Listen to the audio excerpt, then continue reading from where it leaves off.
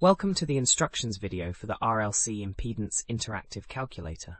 This powerful tool helps you calculate the total impedance, phase angle, and individual reactances for series and parallel RLC circuits, making it perfect for filter design and AC circuit analysis.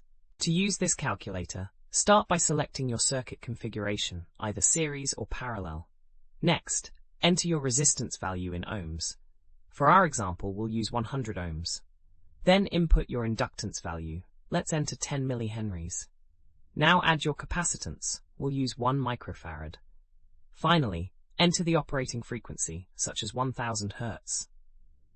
The calculator will instantly display the inductive reactance, capacitive reactance, total impedance magnitude, and the phase angle.